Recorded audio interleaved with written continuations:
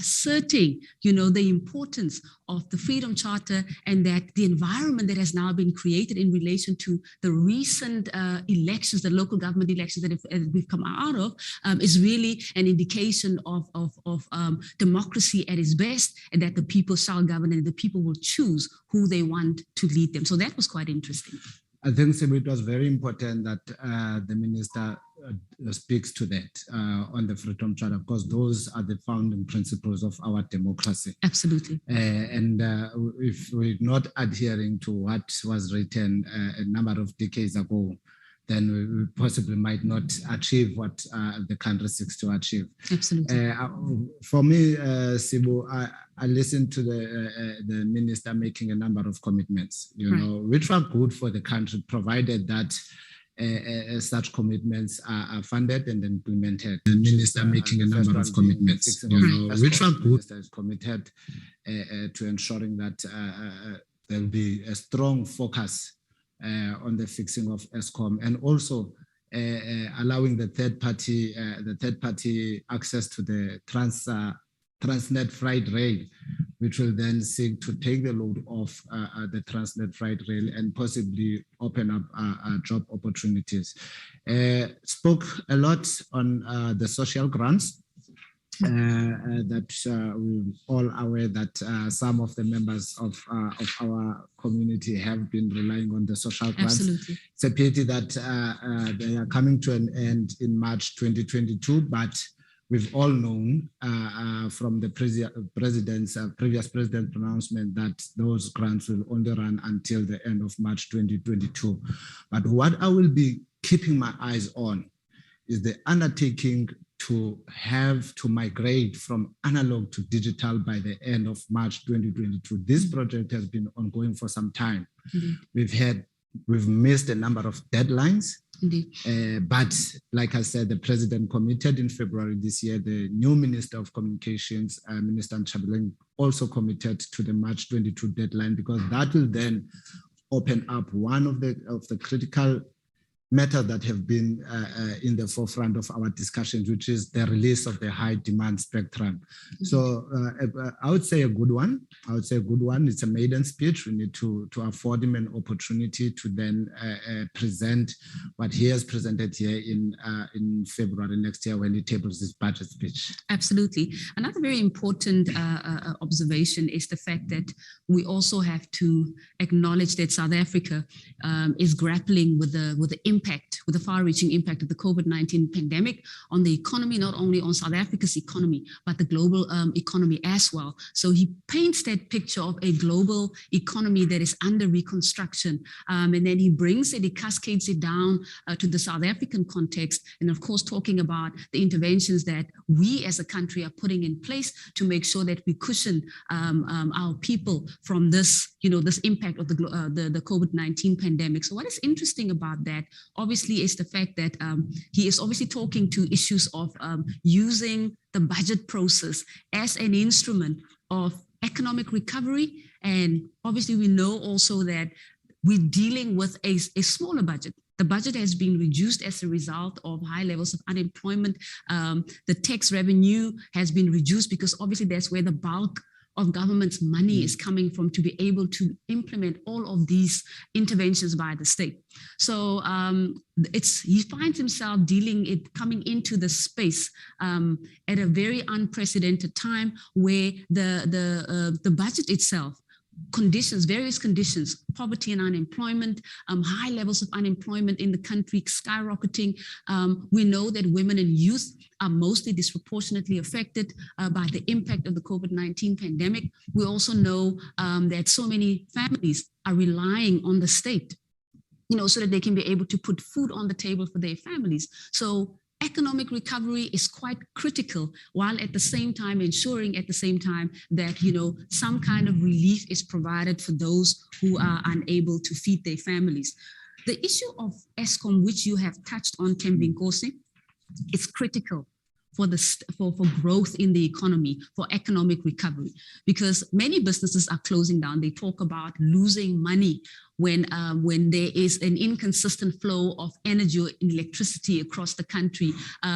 various businesses actually lose millions of rands in a day, which also ultimately impacts on how much money the government will be able to tax. So when you look at that, I mean, obviously Eskom is a priority. It's a top priority to ensure that Eskom becomes organized at the capacity he spoke about. Making provision for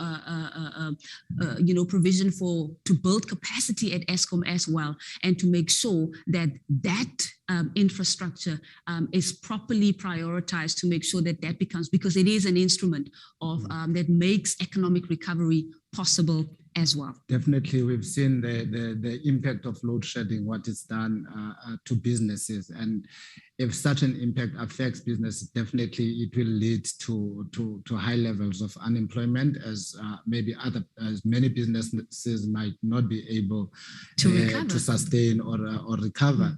But I must also say that I enjoyed hearing the boost that's going to come with tourism, because tourism is one of the country's revenue collectors. So if we can have that boost in tourism, and it's also indicated that the e-visa, looking at the e-visa that will be rolled out to 15 countries by March 22, which is a big step for the South African tourism. We know that it's been hit really hard by the COVID-19 pandemic, and it needs to be resuscitated as soon as possible.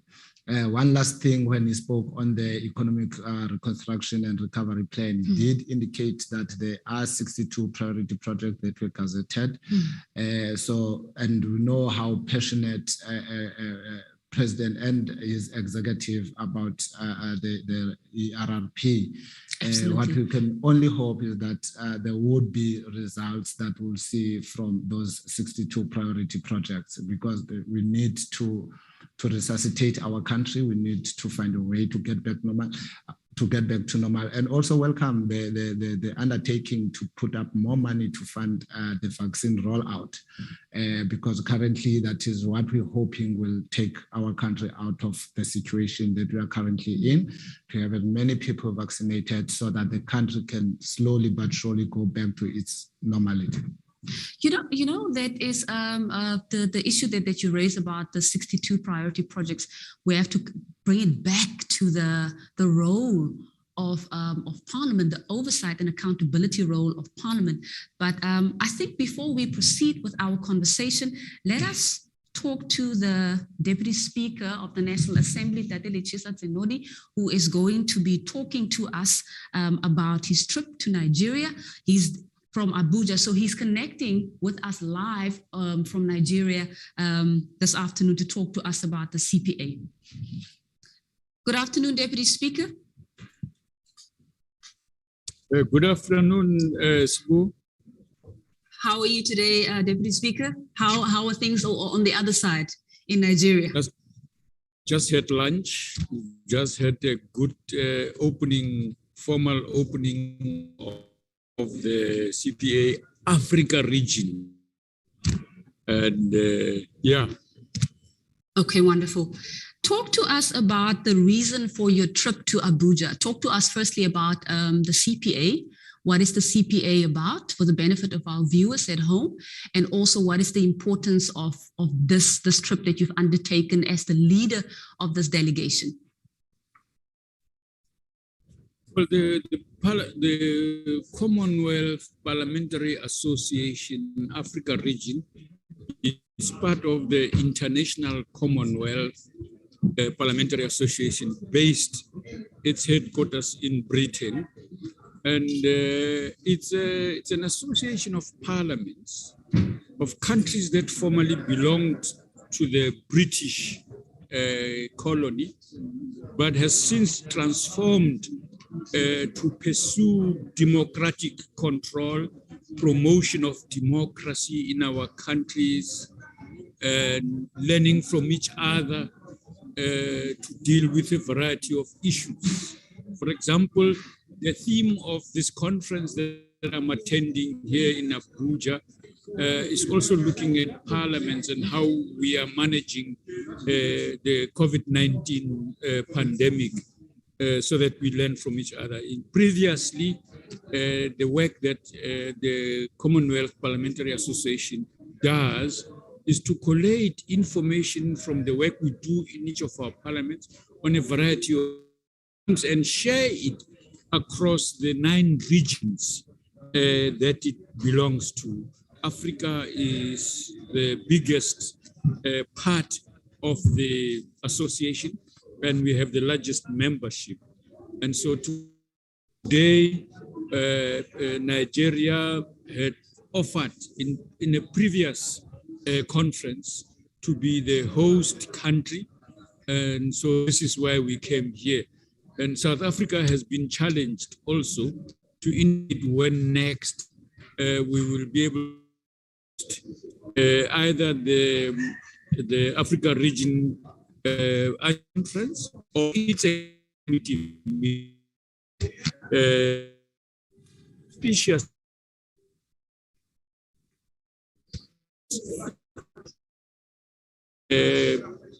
reception we've just had. For example, today, the deputy president of the country in Nigeria, representing the president, formally addressed us and appreciating the work that parliaments are doing to pursue development of the African continent and to manage the pandemic as effectively as we can to prevent the further loss of life and the further impact on communities and families as it has done all over the place. So this is why we are here, to come and reflect on the progress we are making in containing the effect of this pandemic, and of course, creating opportunities for our countries to grow effectively out of the damage occasioned by this pandemic. There is an important topic for discussion, given the fact that the impact of the COVID-19 pandemic has not only affected the South African economy, it's also impacted not only the African economy, but the global community at large. Talk to us about some of the key issues that have come up in terms of policy interventions that will assist not only South Africa, but the African continent at large to move forward in concert in addressing these economic challenges that have been brought on by the negative impact, adverse impact of the COVID-19 pandemic. What are the key issues that have come up? Well, firstly, the question of the legal status of the Commonwealth Parliamentary Association. Because this matter has come out politically as significant. Currently, the association is registered as a charity in Britain, but there has agreement that has been reached as a result of campaigning from South Africa and then adopted by the rest of the African continent that we must be changed into an international organization recognized by the United Nations, and instead of continuing to be a charity organization. That program, we received feedback from the leadership of the CPA International that progress is underway. A proposed bill is already ready for presentation to the parliament in Britain so that this status is changed appropriately as requested by the African region as a whole. This is important because globally, issues such as the pandemic require of us to act and act together swiftly so that globally, any conditions that we create must be such that it leads to people benefiting from the economic development and transformation in each of our countries. For example, the recent adoption of the Africa Free Trade Agreement is considered an important platform for African trade, more than it has ever been the case in the past. It is also because it is a constituent part of the Africa 2063 agenda. Therefore, parliaments are considered critical in overseeing implementation of this integration of African economies so that there's better inter-country trade that happens, which perhaps in the past did not occur as ideally as we would like to express. Conditions for that have been laid by this agreement between African countries to overcome the problems of including of regionalism that prevents effective inter-African trade and development, broadly speaking, including also our approach to the global institutions of finance, that the conditions they work with us must change and change dramatically so that in the lives of people, we see the outcome of positive contributions by these institutions and our own African institutions in the development agenda of our continent. So the work that parliaments do to oversee their own countries, but also the countries in their bilateral and multilateral nature, carrying out issues that are relevant to the lived experiences of all of our people in each of our countries. Deputy Speaker, good afternoon. It's Temingo Singoma. When these events take place, often recommendations and resolutions are made, and you are now meeting in Abuja, in Nigeria, as the Commonwealth Parliamentary Association. Have you implemented the resolutions of your previous engagement? And if so, how far are you with implementation? The reason why I'm asking that question is because at the end of this engagement, there's likely to be recommendations and resolutions made. But we need to be sure that before we make such, those that we have previously made have been implemented. Yes. No, for example, no, you're right. Firstly, let me give you a sense of the history in Parliament of international commitments, agreements that are arrived, that we put pressure on the executive in our country, in South Africa, to ensure that these commitments are debated inside Parliament so that we can oversee and debate their nature. And that was an important part of the program of this work on the international front. Our participation in areas in global international parliaments coming together this way have been important in that, for example,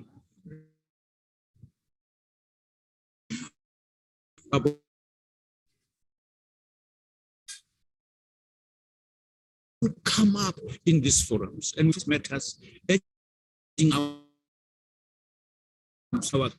country of and well, we are still struggling with the network, but we'll be trying to connect with the Deputy Speaker of Parliament. He is in Abuja, in Nigeria, and is attending the Commonwealth Parliamentary Association. So the connection is not assisting currently, but our technicians are working on it to sort out the problem. Sebo, that was great insight shared there by the Deputy Speaker of Parliament. But we will continue that discussion with the Deputy Speaker as soon as we are able to establish connection again. Obviously, the connection is a bit unstable because he is all the way out in Abuja, Nigeria.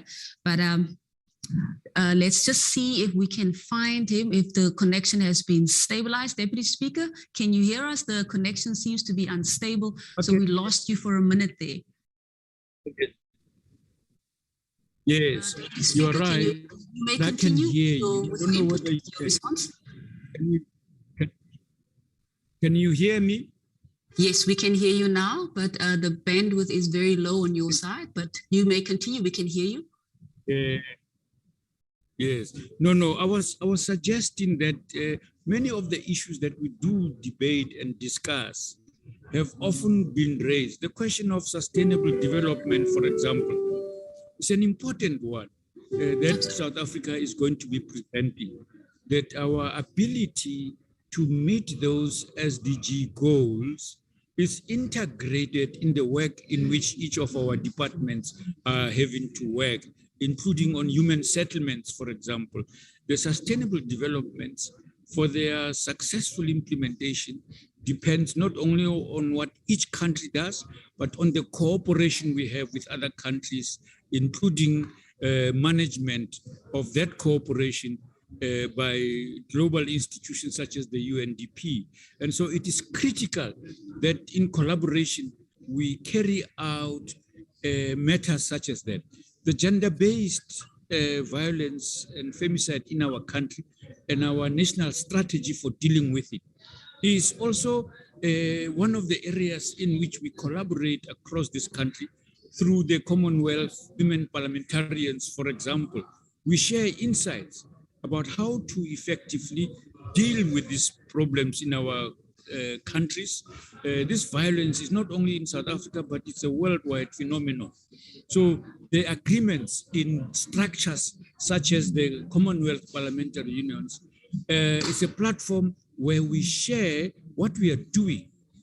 For example, communicating the recent acceptance and adoption of a review of the Women's Charter, and talking about the legislation that we have passed in our own country to help combat this violence and femicide in our country are issues that we share with others.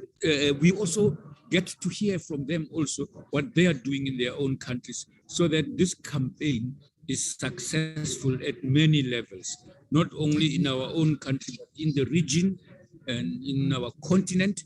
We do everything in our collective effort. Absolutely. Deputy Speaker, the Ghanaian MP for the West Africa region, Dr. Osei Kairi Mensah Bansu, has been elected as the vice chairperson of CPA International. What does that mean? What does this appointment mean for Africa and for South Africa in particular? Well, in the first place, we have to recognize that long ago, there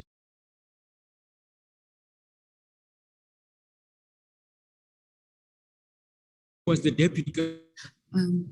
It would seem that we are having some serious challenges with connection. Is the Deputy Speaker back? Okay, so it would seem that we are still having some challenges with the Deputy Speaker's connection all the way from Abuja in Nigeria, where he was talking to us about the conference that he's attending, the Commonwealth Parliamentary Association Africa region.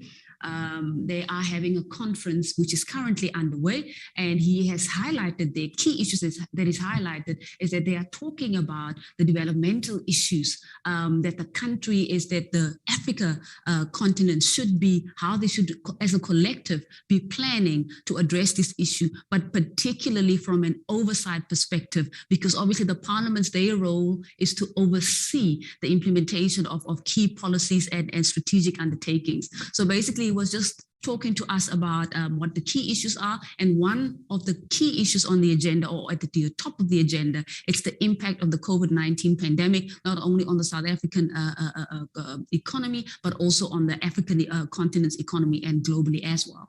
And also, Sibo, what I picked up from the Deputy Speaker is that it looks like there's going to be extensive discussions relating to GBV and femicide. Absolutely. Because that is indicated that they are looking for collaborative strategies on how countries across the Commonwealth can deal with this second pandemic. Because yes, we do have the COVID-19, which is a pandemic, but we cannot shy away from the pandemic that we've been faced with, which is GBV and femicide. So it's good to hear that that topic will also form part of the discussion, and also find ways on how they can best deal with these issues across countries. I think it's very important that these issues are discussed in such platforms, because we do have in our country our own discussions every day on issues of GBV and femicide, but it also brings hope when you see such platforms taking these issues very seriously. Absolutely. It's actually it's important. It's actually also interesting to say that, to note that the issue of GBV as not a South African, although we know that levels of GBV in the country are very much, in fact, they have gone beyond the global average. But we also know that the issue of GBV is not only a South African phenomenon, this is an issue that other countries are also grappling with. Interestingly, we are going to have a joint sitting. Parliament will be convening a joint sitting to talk about the issues of gender-based violence and femicide, and that it will be at a joint sitting, bringing together both houses, which also shows the importance of how critical it is to discuss these issues of gender-based violence, to ensure that the country, in fact, that Parliament ensures that it keeps its finger on the pulse in relation to ensuring that whatever undertakings or interventions that are being put in place across the country, particularly around the hotspots, that there is that desired impact. So it looks like the Deputy Speaker is back online. They've managed to reconnect with him. Okay. Good afternoon, Deputy Speaker. Are you able to hear us?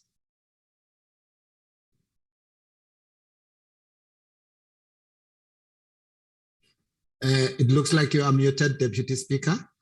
If you can just unmute if you are able to hear us from this side.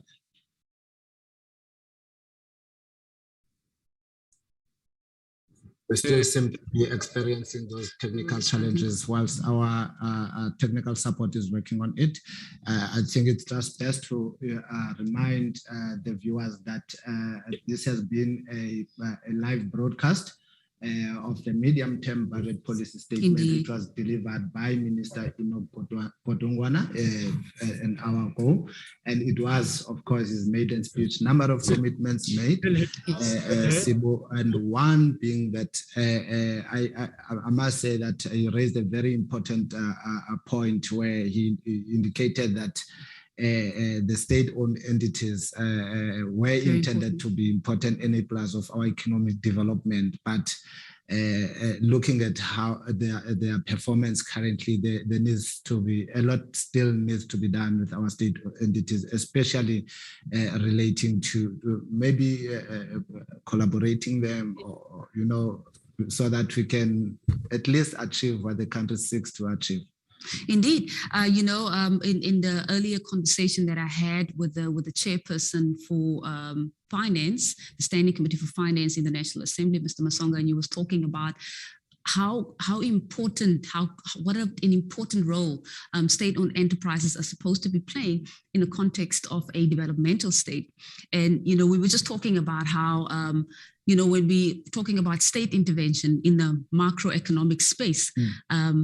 SOEs, state-owned enterprises, they are the ones that are actually supposed to be in the front line in relation to ensuring that, all of these key policy interventions that we want to put in place to improve people's quality of life, that, we are moving in concert in the right direction. And they are our service delivery points. And if they are not functional, that means people are not receiving services. Absolutely. And ESCOM, of course, came up as a key either impediment, because it's supposed to be an enabler, but it seems to be an impediment currently, because it's also affecting a severely shrunk economy, an economy that is obviously trying to come out. And we know there's the ERRP, the Economic Reconstruction and Recovery Plan, which has been announced by the president a year ago. But of course, in order to be able to do that, the issue of state capacity, which the Minister of Finance also spoke about, is quite important, because it is while you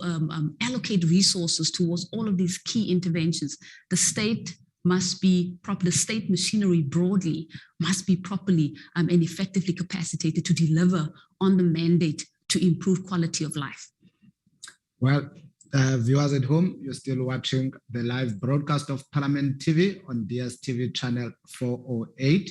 I am with my colleague Sibulelo, and we are still trying to see if we can connect with the Deputy Speaker who is in Abuja, Nigeria, and attending the Commonwealth Parliamentary Association.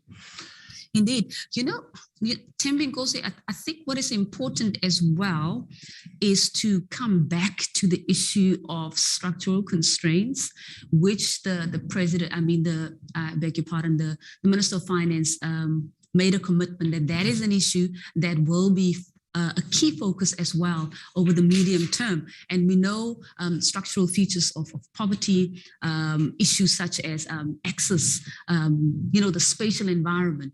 Many of the poor are situated in very far-flung areas where they don't actually have access, and we don't even have to start talking about the rural economy. The rural economy actually at the moment is non-existent, So we talk about that, and we also talk about people within the township areas who find themselves within spaces that are not necessarily, there aren't a lot of opportunities for economic participation. So when we're talking about structural constraints and a commitment by the state to make sure that it begins to address those issues that will make it so that we can be able to change patterns of ownership, of economic ownership in the country, it is quite critical because in making space and in making financial provision or access to finances, as Mr. Masongani also pointed out, that there's money, that has a lot of money that's available that has not been allocated to innovative ideas, and how are we going to grow the economy if money is not being spent or if money is not being given to people who have bright ideas or great entrepreneurial ideas. And sometimes it's even said when you're sitting in those committees and you hear about the rollovers back to National Treasury for monies that were supposed to provide services to our people. But the minister also spoke about the safety of South Africans. Absolutely. Which is very important.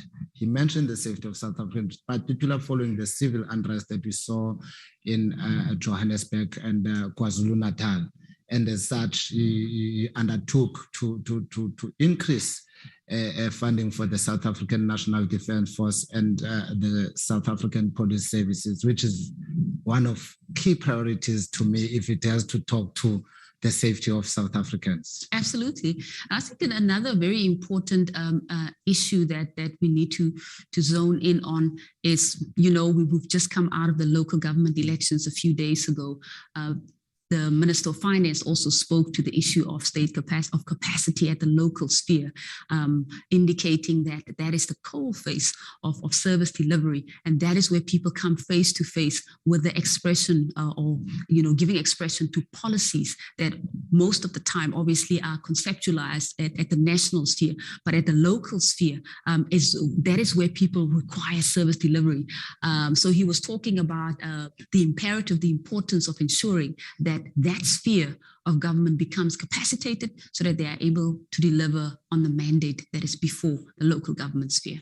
And also, Sibulele, what I think is also very important is that I think we've been in the national state of disaster for a while now, and Parliament has, although some committees have been out there, in terms of conducting oversight, but not all. Most of the committees of Parliament have just been relying on the virtual briefings that they receive from the relevant departments and state-owned entities. I think it's about time now that maybe Parliament opens up its program to also allow members to go physically to this project, because sometimes what you are told might be different to what is happening on the ground, so that Parliament is able to hold government accountable, is able to go physically and visit the service delivery areas. Absolutely. So otherwise, relying on mainly what is presented to us virtually, I don't think it will be doing us or Parliament any justice. So I think Parliament should open up space, allow committees to go on oversight, see the service delivery program, come back to report to Parliament, and in that way we'll see where our country is going. Indeed. Now, when we come back again to the issue of the role of Parliament, the oversight role of Parliament, we are finding ourselves dealing with an unprecedented phenomenon, the COVID-19 pandemic. And by the way, we are still not out of the woods. We are still finding ourselves not only grappling with its current impact. There's still the health risks of people moving around. There is no cure for this COVID-19 virus. So the country, obviously, we're finding ourselves trying to get to a point where we are stabilizing, but at the same time, Parliament still has a very important oversight and accountability role that it has to play to ensure that despite this fluid and constantly shifting environment, the state, or better yet, the executive must continue to implement what they have committed themselves. In fact, what they've committed to the nation they're going to do. So now more than ever, Parliament needs to be even more effective in terms of its oversight and accountability to ensure that it engages the executive on a consistent basis to ensure that all of these executive undertakings that are made, because they are executive undertakings, that they're effectively implemented, so that we don't see a repeat of what has happened in Gauteng and in KZN in KwaZulu-Natal in July earlier this year. Viewers, those who have just joined in, you're still watching Parliament TV on channel DSTV 408. Parliament was hosting the medium-term budget policy statement, which was delivered by Mr. Enoch Godongwana, the Minister of Finance. Any parting ways, Sibu, from what the Minister had said? I think what is important is to note that this was Minister Godongwana's maiden speech. It was his first speech as the Minister of Finance, and he has set out the 3-year policy focus. He has given us an idea of what government will be focusing on. And in my view, I think he has touched on all the key things. Eskom is at the top of that list. Perhaps, let's say, start with the COVID-19 pandemic. The impact on the economy, that economic recovery is key, it's critical. And government obviously is putting systems in place to ensure that through the ERRP and the various master plans that are being put in place, that the country is moving forward. And the issue of structural constraints, in my view, I think it's quite encouraging that there is a consistent focus on ensuring that those constraints are being addressed to make sure that those bottlenecks that are currently preventing people from accessing the mainstream economy, those issues are addressed in a consistent manner. The issue I did mention, Eskom, the issue of obviously people must vaccinate as well, access to the vaccines, but also safety. You've spoken on the issue of safety, Thembi Nkosi, but I believe that for a first speech, it wasn't too long, but it sets the agenda in relation to what the key priorities are over the medium term are going to be. And of course, at the top of that list is the economy.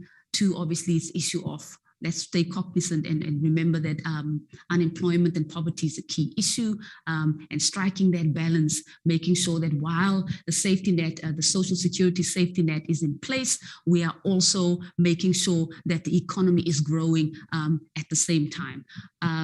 Any parting words from you as we conclude? Yes, now that the minister is tabled, the MTBPS, the work is now before the committees that we spoke to earlier this morning, that we spoke to their chairpersons earlier this morning. I believe that the process are starting as early as next week.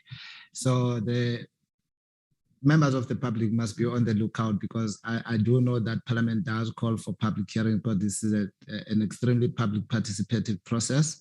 So they will be inviting public hearings, and people need to be on the lookout, because sometimes the South Africans need to start being part of these processes.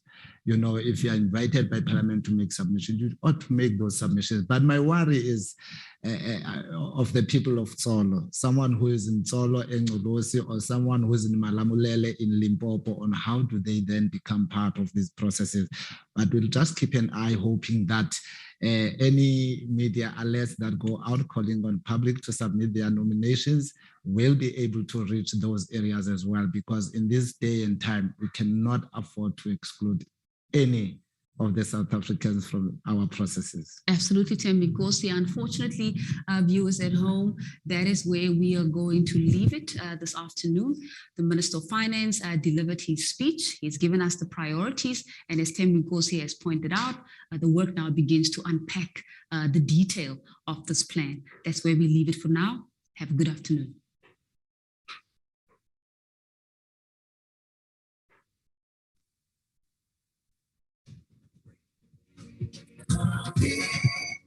This book, our Constitution, protects our society and empowers us to govern.